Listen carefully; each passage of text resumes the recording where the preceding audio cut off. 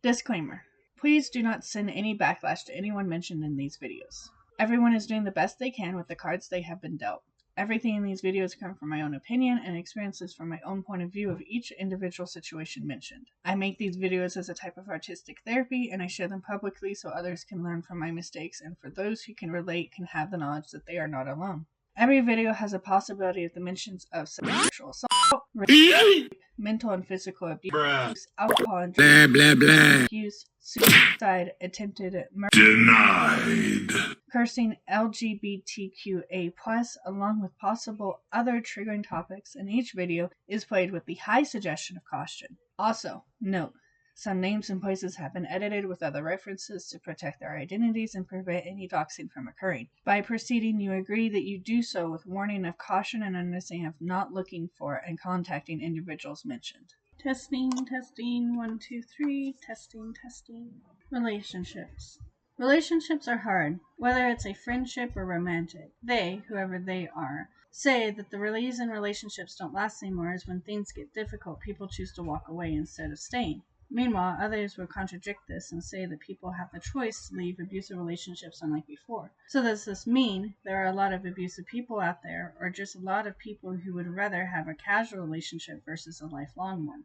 I can only speak of my own personal experiences when it comes to relationships, and a good portion of my experiences is that people like the idea of being in a relationship, but not really the work that goes into being in a relationship. Getting to know someone and building a life together. My first relationship, when I was about 16 years old, showed me that there are those who want to build a life together, even if things get hard, but sometimes even those don't work out. Jeremy definitely tried his best to stay around, even when my PTSD ran rampant. And who knows, maybe if the law hadn't gotten involved and forced us apart thanks to his mother knowing the local marshal at the time, we might have worked it out. But then again, maybe not. I can remember a very distinctive day when his parents were fighting over something stupid, and his mother, to get her way, decided to start throwing her husband's prized DVD collection until he got up and did what she wanted. And I watched this thinking, this isn't the type of marriage or life I want for myself. I can't say that's how Jamie and I's marriage, if we did go that far, would have gone, but I can say that I felt trapped in that relationship. Like I would never really be able to be free to become who I was meant to be or wanted to be if I stayed. The fact Jeremy freaked out when I wanted to move, only 8 hours away to go to college, says a lot. My second relationship, and yes, I use quotation marks when it comes to Tyrell and I's relationship, because those 4 years together I cannot really say was a relationship.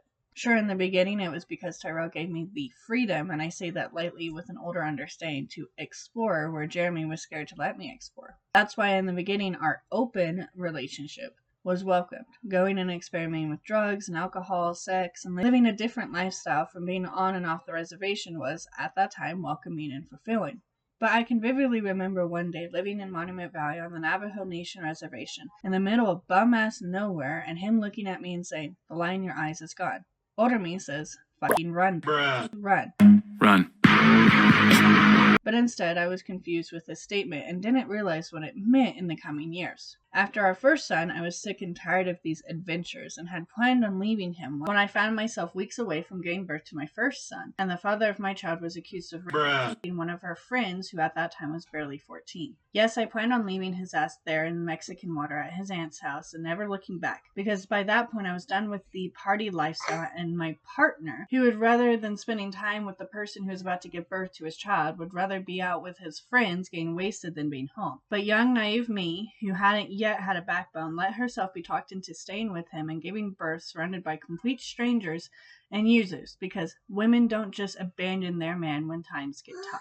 I can summarize this relationship with 2 songs. Eminem and Rihanna's song Love the Way You Lie, both part 1 and 2, and Joyner Lucas and Jelly Roll's song Best For Me, because in the end, he was a drug addict, alcoholic, possible trauma, since he seemed like he preferred younger versus older, and definitely the psychology definition of his narcissist to a T, along with his mother.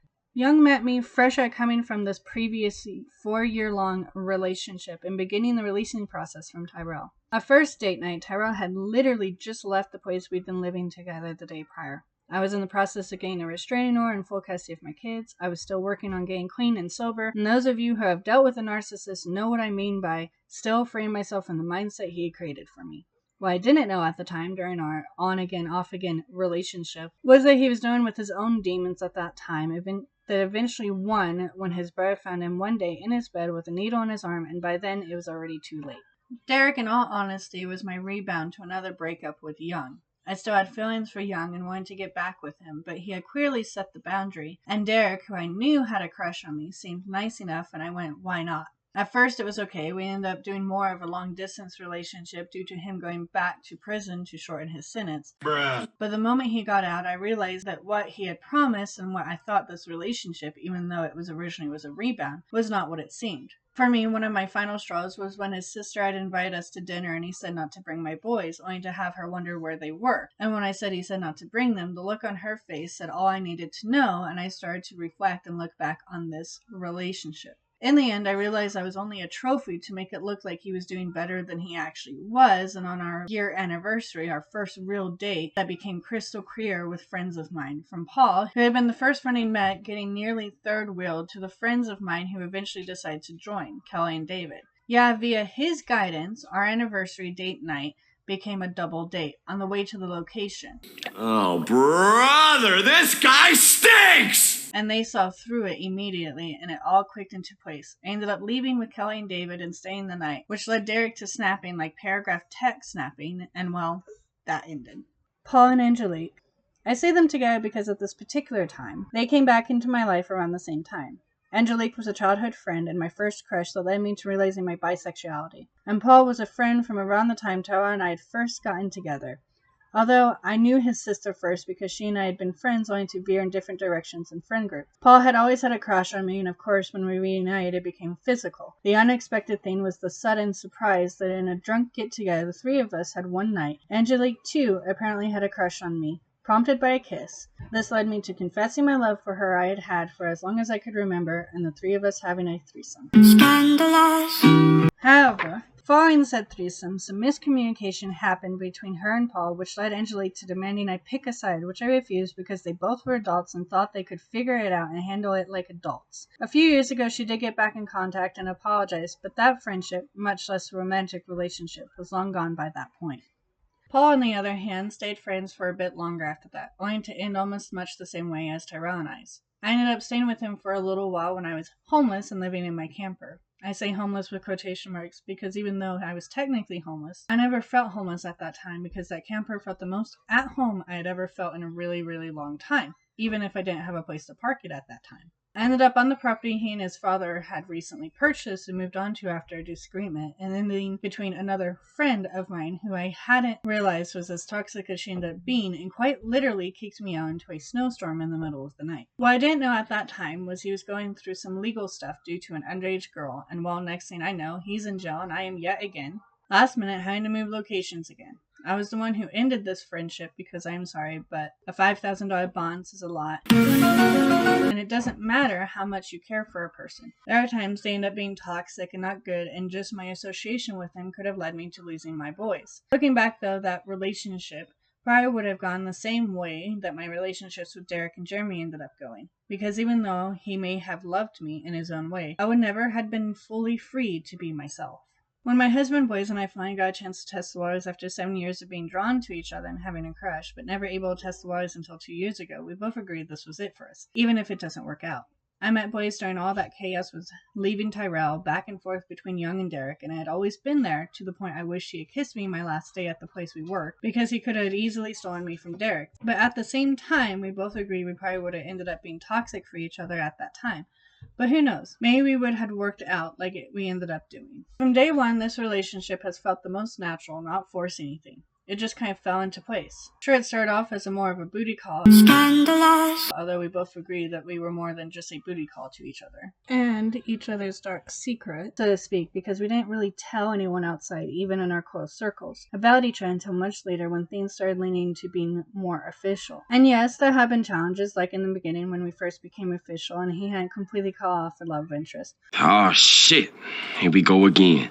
Or I lay in losing the last close friendship I had when my best friend Kelly just literally ghosted me. But somehow, everything that has tried to tear us apart has ended up bringing us closer together. One of the biggest struggles we both have had is the fact that we both come from the backgrounds of unhealthy households, much less good examples of what a healthy relationship looks like. His parents had 9 kids, but at one point his mother abandoned them beyond the baby for some other man and seems more resentful than proud of her kids and hasn't taken any accountability, from what my husband has said, of what she did to him, but wants to magically have a relationship with them on her terms, including the spouses, versus my father-in-law who seems more regretful. He has taken accountability where he fucked up, his words, and gives advice when possible. He has done his best to repair his relationships with his kids and be there for his grandkids. You can see this in the fact that the kids live around their father but not their mother, and rarely ever visit, if ever, beyond a few siblings. Although despite their closeness, you can clearly see the tension in their relationships. I really see this when we visit other family members, especially when he was still alive, my husband's grandpa and his wife. He's relaxed and able to joke and be more himself, the same with some of his cousins. But when it comes to his siblings and parents, he's tense, stressed. Sure, he'll joke around, but you can see the walls that are still in place. There's even frustrations and resentment, and you really see it when his mother's around. As he puts it, I don't know who my mother is, and I don't care to know, because what I do know is not good. Which reminds me of my relationship with my own father. I grew up with an abusive father who, to the outside world, was this wonderful, doting husband and brilliant artist. But behind closed doors, he was abusive, manipulative. He isolated my mother and I on purpose, making us live in the middle of fucking nowhere just for his own benefit. I wasn't allowed to make friends and get close to anyone. Angelique was one of those few exceptions. He even attempted to kill me and possibly rape me. Bless you. He did in the end get one of his friends to do that dirty work. Yeah, bad enough to be on the run and hiding from your own father who's threatening yours and your mother's life.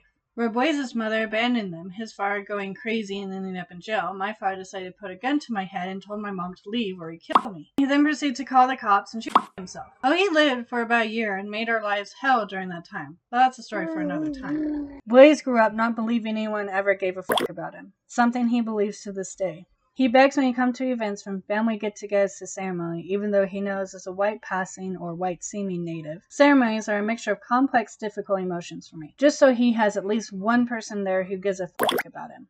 I, on the other hand, grew up in a house with an abusive father who later we found out wasn't just a narcissist, but an actual legit psychopath. He made me believe that I am undeserving of anything, and that no one could ever really want to be with me and truly love me. P.S. Do not throw backlash. Everybody is doing the best they can with the cards they have been dealt. When it comes to examples of relationships, I had a grandfather who was blindly in love with a woman, my grandmother, who put her kids against each other and then wondered why no one, not even her grandkids, wanted anything to do with it. And yet, my great-grandparents, especially my grandfather's parents, were friends who eventually built a well-rounded relationship during a difficult time. World War II, raising a kid during the Great Depression, not being white. My father's parents were a mixture of my grandmother, who was a boarding school survivor, who was forced to marry a white man who had PTSD at a time they didn't even know what that was, who became extremely abusive towards her and their children, and in the end didn't think her needed insulin was important enough, which caused her life to end. My husband grew up with men who jokingly stole each other's women for the fun of it, relationships that became abusive and toxic to the point they'd straight up punch each other out. One of his cousins even shot her man, and yet they're together with a kid. Like, what the actual fuck? So in summary, our own personal relationships later on in life were not the best or healthiest because we didn't really have those examples growing up. Due to my own sexual assault at the age of 9, when I got with my first boyfriend, my PTSD joined the conversation because at the time I didn't realize this until later, after I studied dark psychology. I had to understand what happened to me early in my life was really fucked up. My following relationships added to this and put me into survival mode as a single mom with 2 kids in diapers. Meanwhile, my husband found himself just being abandoned for a friend or someone he thought was a friend, or moving miles away only to once again being abandoned. We both have abandonment issues, and so when our demons quad, he holds on tightly, scared I will just abandon him like everyone else. Why I am unable to believe that he really wants to stay and work things out because everyone else left when things got tough. We are so used to just walking away or being left behind, when in the end what we really want is to keep trying and moving forward together. One of the things that has always been the winning card for us is that we have finally found someone who is willing to stay even when it gets difficult, and that despite multiple tests we always manage to make it out on the other side, not only still together but even closer than when we first went into the storm. That despite the colliding demons, the occasional arguments that those clashes eventually lead to, the crying, the sleepless nights, the heartache, in the end we would rather have this life we have started building together versus being single and alone again. And that's what's important. There's a saying that I recently came across that I feel like really summarizes us. It says, "I like being alone, but that is why I knew you were different. Because for the first time ever, I wanted someone else's company more than my own. Whitney Henson. Because before that fateful July 3rd night in 2022, when we reunited, I was growing more and more accustomed to being alone and preferring it. And that is how and why I know this is it for me. Because I would rather be with my husband doing nothing than being alone doing something. And in the end, that's all that matters.